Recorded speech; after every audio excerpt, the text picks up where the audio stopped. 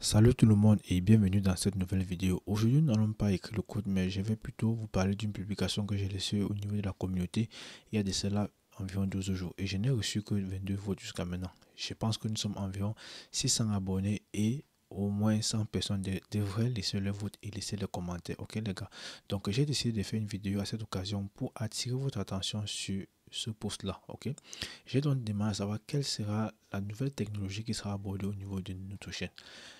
Le but de cette question est de pouvoir prendre le temps et préparer vraiment une formation digne des professionnels. Parce que jusqu'à aujourd'hui, je n'ai fait que improviser avec des vidéos. Ok, je me dis, bon voilà, nous allons faire quelque chose. Je n'ai pas encore le temps de coder l'application et voir comment elle fonctionne avant de faire des formations.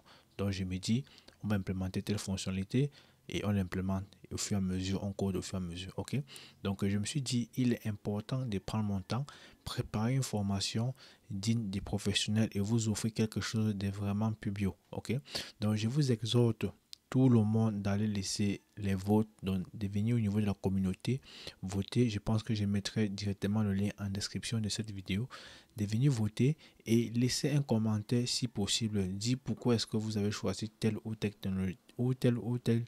technologie Ok, donc n'ayez pas peur de voter. Votez, laissez même votre localisation. Si vous êtes en France, dites que vous êtes en France. Si vous êtes peut-être au Burkina Faso, dites que vous êtes au Burkina Faso, les gars. C'est vraiment important. Ok, donc et en plus, si vous voulez peut-être que je fasse des to-do list dans des petits projets sur ces différentes technologies avant que vous puissiez faire le choix, n'hésitez pas à laisser un commentaire. Mais avant cela, je vais vous donner un aperçu de ce que c'est que ces différentes technologies. Bon, je vais commencer tout notamment par Spring Boot qui est basé soit sur le langage Java, Groovy et Kotlin. Ok, et Spring Boot, c'est l'un de mes frameworks préférés qui s'appuie sur le langage soit Kotlin, soit Java ou encore Groovy. Ok, donc si nous allons faire du Spring Boot sur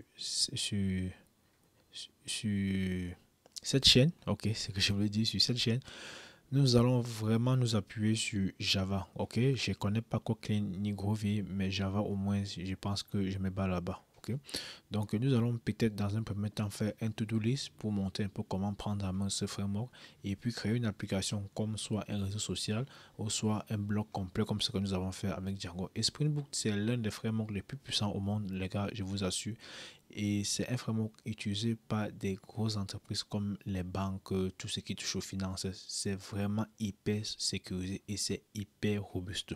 Donc n'ayez pas peur des Spring Boot, il est vraiment facile à prendre la main. Ok, donc j'ai fait peut-être environ un mois pour comprendre un peu comment lui marchait et puis j'ai commencé à faire des petites applications avec Spring Boot et j'ai trouvé ça vraiment intéressant. Ok, il fonctionne toujours comme Django, il s'appuie peut-être sur Grandler ou sur Marvel et vous pouvez ajouter les dépendances au fur et à mesure que vous travaillez. Vous pouvez créer tout type d'applications avec Spring Boot, les microservices, les applications réactives, les serverless, les applications basées sur l'architecture swap. C'est possible à gérer cela avec Spring Boot. Ok, maintenant, ensuite, je veux parler sur FastAPI qui, pour l'instant, n'a reçu que 23% au total. FastAPI, c'est l'un des frameworks Python les plus rapides qui existent. Ok, donc FastAPI, c'est le tout nouveau framework Python, mais au niveau de rapidité, je pense qu'il est au même niveau que Node.js et Go. Ok, FastAPI est hyper rapide. Et si vous avez déjà fait du Flask un jour, je pense que vous saurez que FastAPI est vraiment ressemble beaucoup à Flask. Vous pouvez changer d'ORM, un peu comme Flask, tu sais, SQLi, SQL Akimi, qui est l'ORM le plus populaire actuellement de la communauté Python. Il y a beaucoup plus. Mais je pense que FastAPI, c'est aussi un très bon choix, peut-être pour ceux qui veulent débuter dans la communauté Python ou bien ceux qui veulent faire des applications API vraiment plus rapidement. Je pense que FastAPI c'est aussi un bon choix. Bon, au moment où j'apprenais FastAPI, il n'y avait pas encore la possibilité d'implémenter les classes, de les vues fondées sur les classes. Je ne sais pas si actuellement c'est possible, mais j'ai trouvé ça intéressant. C'est facile à prendre en main et le reste. Donc, si vous voulez également un to-do list, n'hésitez pas à laisser un commentaire sur cette vidéo. Ok. Bon, là, je vais parler partie continue avec Node.js. C'est un framework que nous avons déjà eu abordé sur cette chaîne et j'ai fait un to-do list, je crois que c'était environ 1 heure de temps. Je vous ai montré comment combiner Node.js, Express.js et MongoDB et nous avons fait un to-do list dessus. Il est tout à fait possible de créer une application complètement avec Node.js et nous avons déjà vu que utiliser créer une application from scratch est parfois plus difficile que d'utiliser une librairie, raison pour laquelle Express.js est là. Express, on dit fast, on opine titre, je ne sais pas si on prononce, c'est minimaliste web framework. C'est un framework vraiment léger qui permet donc de pouvoir créer des applications Node.js, ok. Et Express, nous l'avons vu quand nous avons créé, c'est vraiment facile de créer peut-être le démarrage d'un serveur avec Node.js. Express est vraiment puissant, ok. Et ce qui est aussi intéressant avec Node.js, c'est que Node.js est hyper rapide et c'est asynchrone, ok. Donc le principe des async et await que vous connaissez tous avec Node.js, qui est ce qu'on appelle le système de promesses, est vraiment pris en charge avec Node.js et Express. Donc c'est quelque chose de vraiment génial, ok. Si vous voulez peut-être créer une application asynchrone avec Django, vous devez donc passer par Channel, mettre sur pied les WebSockets, alors qu'avec Node.js c'est beaucoup plus facile. Donc Node.js a la possibilité donc de mettre sur pied des trucs asynchrones d'une manière facile, ok. Et vous avez la possibilité donc de combiner Node.js avec ce qu'on appelle les ORM, ok, comme ce qui est au niveau de Django ou bien comme SQL Alchemy. Donc l'ORM que je vais vous présenter actuellement, c'est ce qu'on appelle Type ORM, qui est beaucoup plus basé sur TypeScript. Et si vous avez déjà fait Spring Boot, les gars, je vous assure que vous allez kiffer Type ORM, ok. Donc même la manière de créer dans les entités avec les décorateurs, les classes, toujours comme Spring Boot, les gars. Quand je suis arrivé dessus, je dis que waouh, c'est vraiment magnifique, ok. Donc vous pouvez déjà lire, voir comment ça fonctionne, ou si vous voulez un to-do list dessus, n'hésitez pas à écrire un commentaire, ok. Si vous voulez des to-do list sur toutes ces technos, je peux prendre environ 1 semaine pour vous fournir les to-do list, donc ça ne me pose pas problème. Et il a la possibilité de supporter plusieurs systèmes de gestion de bases de données tels que MySQL, MariaDB, PostgreSQL, SQLite, Oracle. Vraiment, c'est beaucoup, beaucoup, beaucoup. Ok. Donc, vous pouvez lancer un coup d'œil et même les bases de données telles que MongoDB, c'est aussi utilisable, même pour dire c'est expérimental. Ok. Maintenant, il y a aussi SQLite. SQLite, c'est aussi un ORM vraiment puissant. Je pense que c'est le plus utilisé, le plus populaire actuellement. Ok, donc j'ai eu l'occasion de faire une petite application dessus. C'est un blog et je l'ai trouvé également génial, même si à mon avis n'était pas trop génial comme Type ORM que j'ai beaucoup plus aimé puisqu'il s'est rapproché beaucoup plus des Spring Boot. Ok, donc j'ai également aimé ceci. Il supporte plusieurs systèmes de gestion des bases de données et c'est plutôt génial. Donc vous pouvez également essayer de faire quelque chose dessus. Bon, pour ceux qui vont choisir Django, j'ai plusieurs propositions pour vous. Ok, avec Django, j'ai reçu les commentaires sur la chaîne. Il y a un abonné qui a dit que, bon, il m'a écrit aussi que mes formations ne sont pas beaucoup plus détaillées, qu'il faut faire des choses beaucoup plus fun.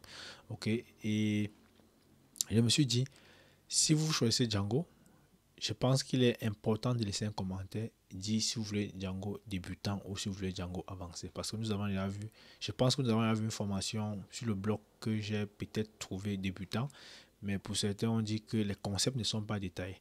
Donc, si vous voulez que les concepts soient détaillés, ce que je vous propose déjà dans un premier temps, c'est de parcourir l'application qui est au sein de Django. Donc, on va parcourir la documentation de Django de A à Z, ok? Faire l'application que Django demande de faire. Et là, je vais profiter de l'occasion pour vous expliquer chaque concept de A à Z. Et je pense qu'à la fin de cette formation, vous pouvez vous dire que vous avez Django en main, que vous pouvez prendre en main un projet Django, ok? Mais si vous n'êtes pas d'accord avec l'optique de prendre Django en main, nous pouvons aller via les API, ok? Donc on peut choisir un projet en utilisant Django REST Framework. Django REST Framework, c'est juste un projet, c'est un package qui permet donc de sérialiser et de sérialiser les données, ok? Donc Django REST Framework va vous permettre de prendre les données Python, convertir ça en JSON, envoyer ça via un serveur. Et c'est beaucoup plus facile que passer via la librairie JSON, la librairie standard Python JSON. Et Django REST Framework est beaucoup plus puissant ok, et beaucoup plus facile à utiliser. Je ne pense pas que nous avons fait quelque chose de poussé dessus. Nous avons juste introduit certains concepts. Mais si vous voulez une formation complète sur Django REST Framework, laissez en commentaire. Donc, lorsque vous allez laisser votre vote, dites ce que vous voulez. Je veux Django REST Framework. Là, nous allons aller dessus, ok. Ou bien si Django est choisi par tout le monde, bon, par plusieurs personnes, on peut faire encore un nouveau vote pour dire est-ce que c'est Django REST Framework, est-ce que c'est Django rendu serveur, ou bien est-ce que c'est Django Graphene, ok. Graphene, c'est un package qui permet donc de créer dans les API, mais pas les API REST, mais à ce niveau, ce sont les API Graph. Les API Graph, c'est un type d'API qui est aussi très puissant et très facile à utiliser.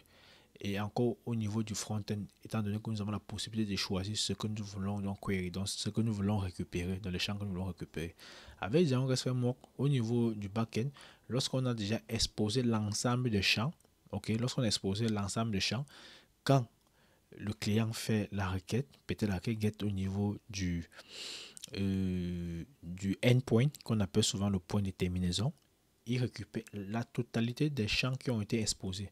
Or, avec Graphene, qui est très bon, vous avez la possibilité de récupérer uniquement les champs que vous voulez au niveau du front-end. Donc, je l'ai testé et je l'ai vu aussi très intéressant, très facile aussi à utiliser. Donc, si vous voulez plutôt les API Graph, c'est pas un problème. Nous allons voir comment gérer ça. Donc, en conclusion de cette mini vidéo, si vous voulez que je fasse des to-do list sur les technos que nous n'avons pas encore fait hormis Django, parce que nous allons faire les to-do list sur Django REST Framework, mais nous n'avons pas encore fait sur Django Graphene. Donc le choix sera Django Graphene, Node.js avec type ORM ou Node.js avec SQLite. Donc je ne vais pas faire avec les deux parce que je n'ai pas assez de temps actuellement. Donc je vais faire le to-do list soit avec Node.js. Vous allez choisir l'ORM, ce sera soit type ORM ou ce sera SQLite, ok.